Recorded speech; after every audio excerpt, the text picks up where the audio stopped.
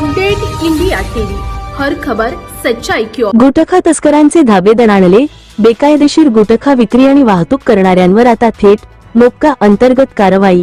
IAS Tukaram Mundhe यांचे कडक आदेश.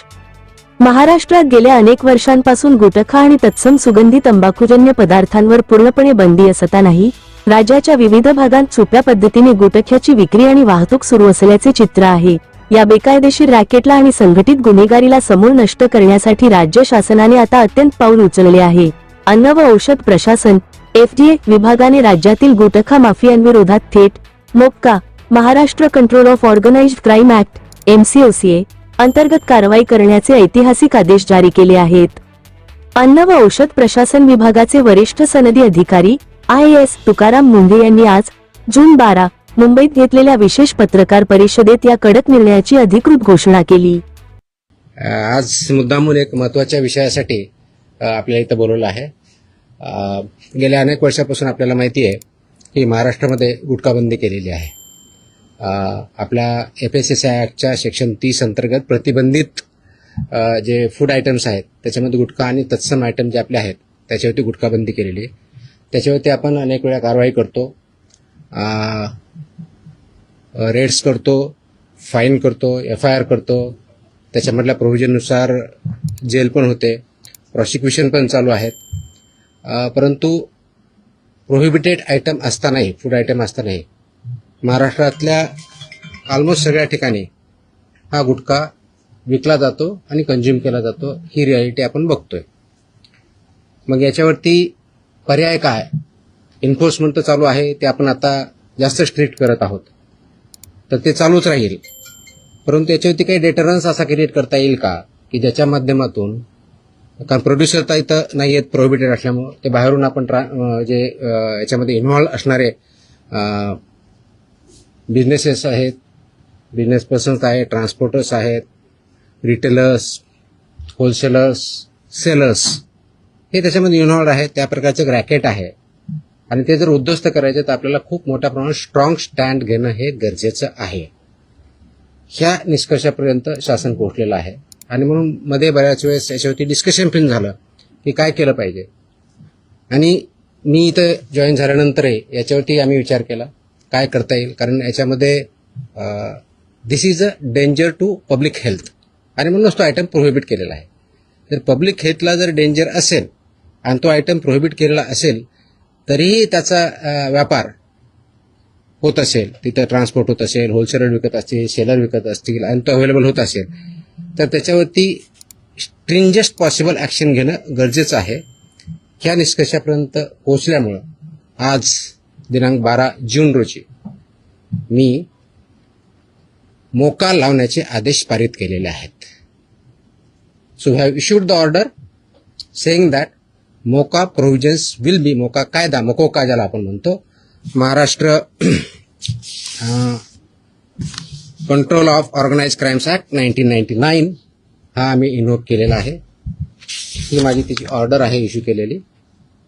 आणि ह्या ऑर्डरच्या अनुषंगाने हा फक्त फूड सेफ्टी ॲक्ट 2006 चे कलम 3, 26, 27, 30, 38, 41, 42, 59, 63, 64 आणि 89 बरोबरच Maharashtra control of organise crimes act 99चा sections 21D, 21E, 21F, 3, 4, 18, 21 and 23 read with code of criminal procedure 1973 किंवा भारतीय नागरिक संहिता सुरक्षा संहिता 2023 याच्या अनुषंगाने ही ऑर्डर मी आज पास केलेली आहे.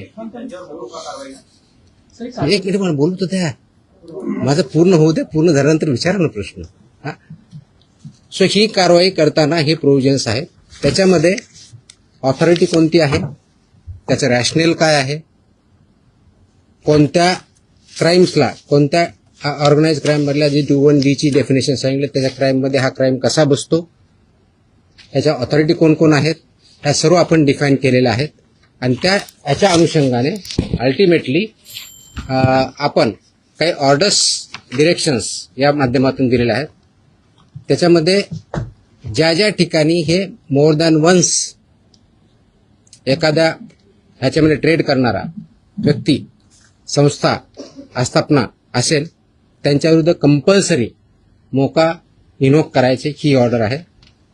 त्याचबरोबर सेक्शन 23 ऑफ मोकोका ची जी प्रोसेस दिलेली आहे ती प्रोसिजर कंपल्सरी पाळायची हे पण आपण याच्यामध्ये आदेश दिलेले आहेत. त्यानंतर persons and entities against whom MCOCA shall be invoked are manufacturers and producers of prohibited food products, number 1. Number 2, financiers funding their manufacture, procurement or distribution. Number 3, interstate and intrastate suppliers and commission agents. Number 4, transporters and vehicle operators, including agents who book or arrange transport. Number 5, godown operators, warehouse owners and store managers who knowingly store such products. 6th, wholesale dealers and distributors. 7th, sub-dealers and semi-wholesaler agents. 8th, retail sellers forming part of an identified organized network. And 9, any other person who knowingly facilitates, abets, conceals or assists any of the above.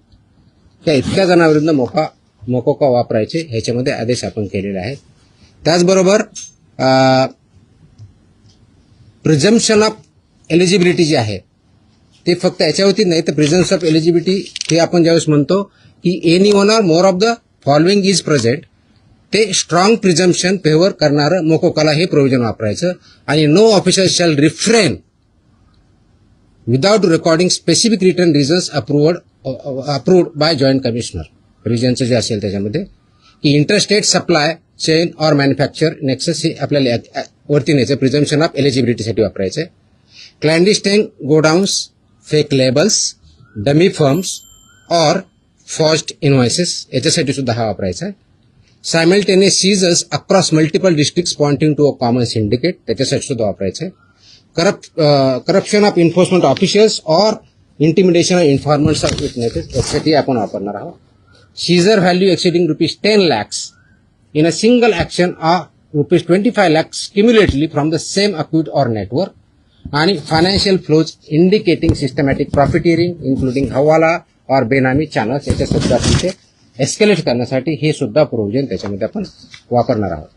याची original duty आहे ते आपण food safety ऑफिसरवरती देणार आहोत. Designated ऑफिसरच्या duty आपण याच्यात ज्याला assistant म्हणून त्यांना डिफाईन केलेल्या आहेत, जॉईंट कमिशनरच्या केलेल्या आहेत. नेटवर्क वाईड प्रॉसिक्युशन करायचं हे आपण सांगितलं आहे, पार्सल ऍक्शन घ्यायची नाही, कंप्लीट घ्यायची. आणि कॉन्फिस्केशन, अटॅचमेंट अँड फोरफिचरचं कसं करायचं ट्विन ट्रॅक स्ट्रॅटेजी ही पण त्याच्यामध्ये सांगितलेली आहे. त्याचं प्रॉसिक्युशन रजिस्टर मेंटेन करायचं सांगितलेलं आहे, बेलला अपोजिशन करायचं सांगितलेलं आहे, आणि procedure compliance with the criminal procedure code हे सुद्धा आपण मॅन्डेटरी केलेलं आहे. याचा सर्वांचा ऑब्जेक्टिव्ह जो आहे बेसिकली आपण मोका का वापरतोय, कारण हा स्ट्रिंजंट लॉ आहे, आय अंडरस्टँड, आणि त्याचं म्हणूनच खूप थॉट करून विचार करून याच्यावरती कायद्याचे जे कलम आहेत, सेक्शन्स आहेत त्याचा अभ्यास करून this order is basically done to prosecute in the interest of food safety in violation but as an organized crime against public health. हा क्राईम पब्लिक हेल्थच्या अगेन्स्ट आहे. आणि आर्टिकल 47 ऑफ द कॉन्स्टिट्यूशन जे आहे ते स्टेटला मॅन्डेट करतं. That is where my order begins with. आणि तुम्हाला copy me देईलच, press note बरोबर ही कॉपी पण असेल, so that you can go through that order. It says the Article 47 of the Constitution of India cast upon a state primary duty to improve public health and in particular to bring about prohibition of consumption of substances injurious to health. हे already आपण prohibit केलेलं आहे, त्याचं implementation व्हावं, public health improve व्हावं आणि public health जी endanger होते ते कंट्रोल करता यावं या दृष्टिकोनातून मोकोका कायद्याचे प्रोव्हिजन हे प्रोहिबिटेड आयटम जे 32 म्हणजे फसाई ऍक्टच्या सेक्शन 32 अंतर्गत जे आपण प्रोहिबिट केलेले आयटम आहेत त्यांच्यावरती आजपासून म्हणजे अगोदर लागू करू शकलो असतं, पण आज आपण ती ऑर्डर काढलेली आहे and it will be implemented completely across the state of Maharashtra.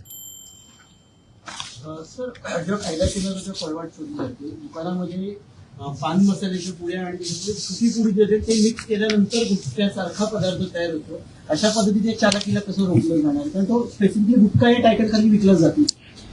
त्याच्यामध्ये मिसलिडिंग ऍडव्हर्टाइजमेंट ऍक्ट आहे, तुम्हाला काही दिवसापूर्वी कारवाई केलेली बघितली. फसाईमध्ये सुद्धा मिसलीड करणं, लेबलमध्ये चुकीची माहिती देणं, इन्ग्रेडियंट